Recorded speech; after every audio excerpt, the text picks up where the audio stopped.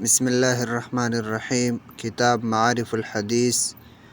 اس دور میں نجات کا واحد راستہ اتباع محمدی ہے۔ حدیث نمبر 1898۔ ترجمہ۔ حضرت ابو ہریرہ رضی اللہ تعالی عنہ سے روایت ہے، انہوں نے بیان کیا ہے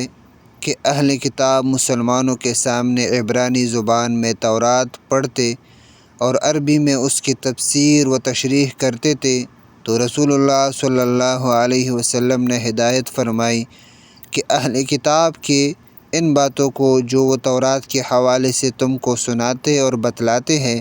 نہ تصدیق کرو نہ تکذیب،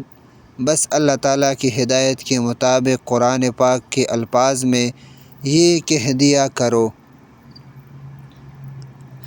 کہ آمنت باللہ وما انزل الینا وما انزل الی ابراہیم و اسماعیل و اسحاق و یعقوب والاسباط وما اوتی موسیٰ و عیسیٰ و اوتی النبیون من ربہم لا نفرق بین احد۔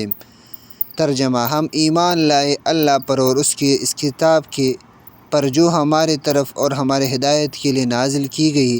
اور ان سب ہدایات نامور پر ایمان لائے جو نازل کیے گئے تھے انبیاء سابقین ابراہیم، اسماعیل، اسحاق اور اسباط پر، اور جو نازل کیے گئے تھے موسیٰ و عیسیٰ پر اور ان کے علاوہ، اور نبیوں کو جو ہدایت عطا ہوئی ان کے پروردگار کی طرف سے۔ ہم نبی و رسول ہونے کی حیثیت سے ان میں کوئی تفریق نہیں کرتے، ہم سب کو مانتے ہیں اور ہم بس اللہ ہی کی فرمان بردار ہے۔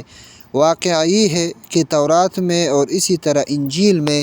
طرح طرح کی تحریفات ہوئے تھے، اس لیے رسول اللہ صلی اللہ علیہ وسلم نے یہ ہدایت فرمائی